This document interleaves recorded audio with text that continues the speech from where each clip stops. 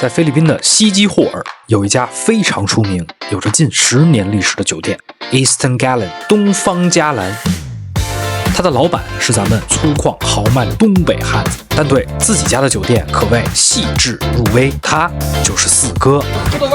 四哥有着他独有的语言，可以跟这里的工头、建筑工人、员工、保安等等所有人无障碍沟通。楼梯，边塞，并斯动，过的。在各个自媒体上搜索“西岛四哥”，更是用了他独有的个人魅力，吸引着非常多的回头客。找房间的没预定，毕竟这个一般房间让你登记。一桌拿手的东北菜，更是四哥的看家绝活。本期节目，让我们走进四哥，聊聊海外华人，聊聊菲律宾，聊聊西岛，聊聊四哥的东方嘉兰。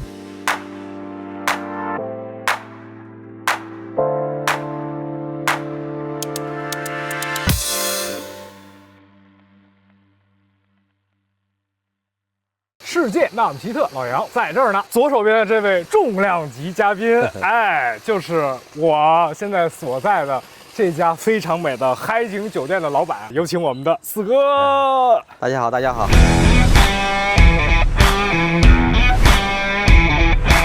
非常感谢四哥这几天收留老杨，在这个台风的天气。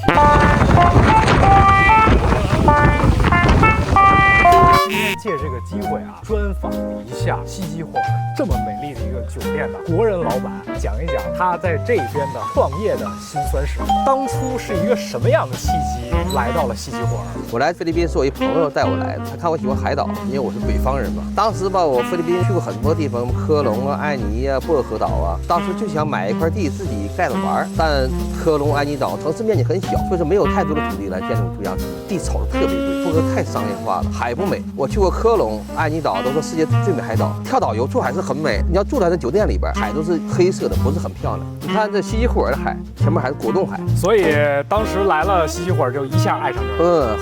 很美，很安静，我称之为世外桃源。当时就相中这块地了，是吗？对，我当时是来了8次啊，他这个地坑特别多，很多地它是有争议的。本来我一看旁边这块地，它有9个主人，9个主人你根本就有的同意卖，有的不同意卖，所以说这把这事就没法弄。他这9个主人是怎么回事呢？那9个继承人找了一个所谓的假律师啊，他不是真正律师，忽悠我。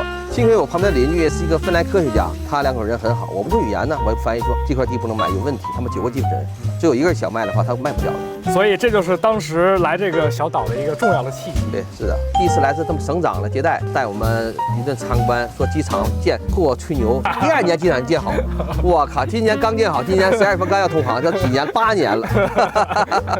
所以说菲律宾说话有点不太靠谱。当然了，这边省长啊、市长也都是好朋友，对我们支持很大的。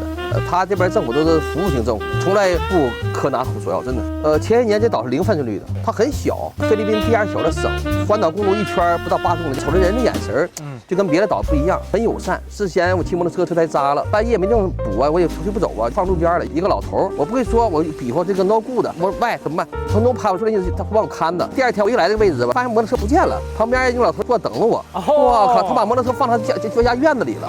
哇，人特别善良，我给拿钱他不要。后期中国人一来，他小费呀，各种小费呀，破坏规矩的。菲律宾不是小费国家，我们刚来的时候环岛游那个出租车才500匹，现在涨到1500匹了。中国人啊，请司机喝酒，给司机1-2千小费，把航司抬起来了。这么多年的经营过程中，有没有遇到什么样的很难处理的问题？目前还真没有。当时我买这块地的时候，我都不知道这块地它不是商业用地，是农业用地。按照规定是农业用地不允许建筑商业建筑的。我当时去审批手续很难，完了市长亲自带队，把他们所有部门开现场会，当场拍板，没问题，随便建。而且我都建完了，我没有任何审批手续候补。西岛的这帮领导，哇，真的太好了。至今为止最记忆犹新的一个事情是什么？好像没什么，没有什么是吧？对，就感觉一切都挺顺利。都很顺利，相对来说都比较开绿灯。对，因为他没有任何一个部门放卡，包括消防啊，都是服务你的。灭火器，买几个，放几个烟感报警器就 OK 了。这岛很小，都认识。明白。我去哪天都认识我。您毕竟来这边将近10年的这么一时间，那您对菲律宾有一个什么样的看法呢？菲律宾人咋说呢？他是有两面性的。菲律宾人说话极其不靠谱，没有合约精神，即便你签完合同，90%人不按合同办。菲律宾人撒谎撒的，就是他们不像咱中国人说话算数啊，尤其我们北方人说到哪儿做到哪儿，他们不是这样的。他们说今天我来上班没问题。完不来，说我妈死了，完了我爸死了。第二天我看他妈他爸骑摩托在路上逛了，他们就是这样，无所谓，要不就是肚子疼，要不是牙疼，就不来上班。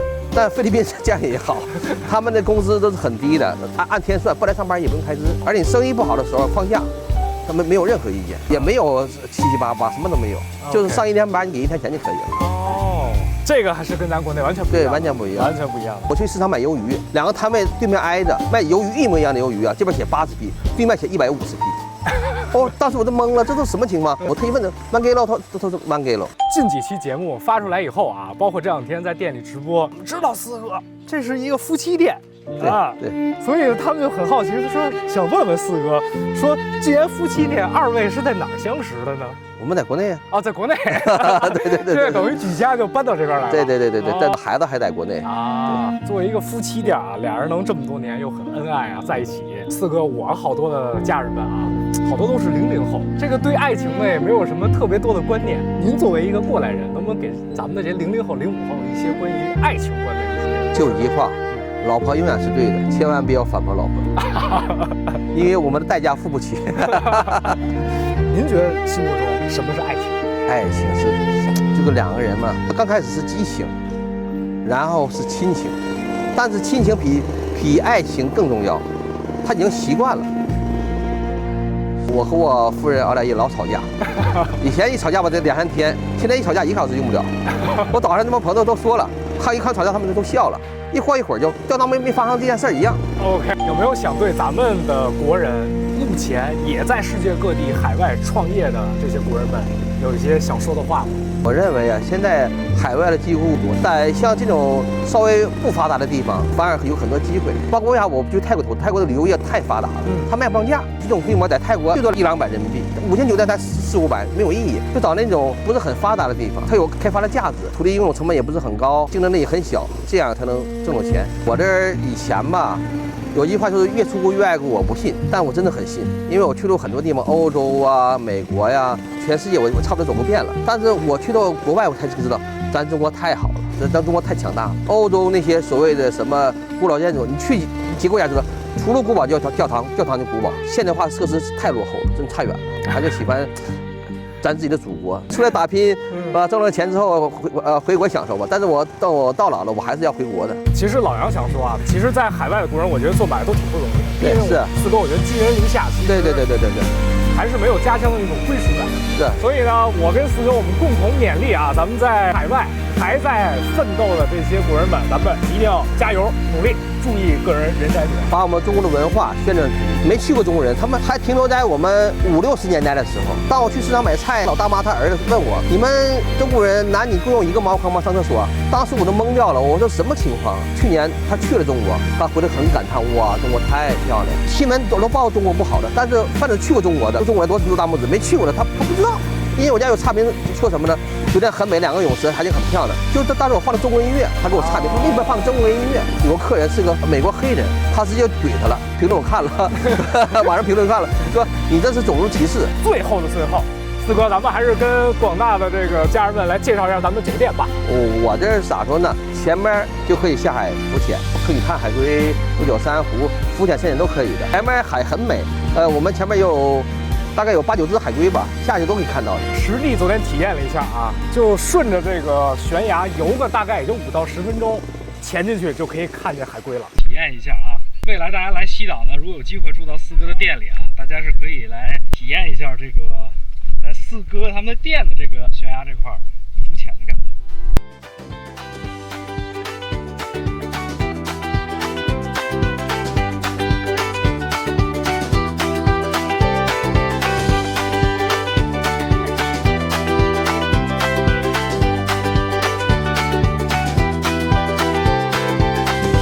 后来的朋友们可以自己带装备，也可以在咱们店里去租用。对，吧没问题。完还有桨板呐，什么浮潜什么都有的。OK， 所以大家听见了吧？咱们就在酒店一待，就可以享受到这些潜水浮潜的项目。过段时间你要来的话，还有大船 party 服务，哎，这个生意会很好，我认为会很好。再找地雷打碟哈。啊，对，未来等四哥这边都完善了以后，我相信海景房一定会更漂亮。对。一会儿咱们就顺着老杨的镜头来看一看西岛，也看一看四哥的东方嘉兰。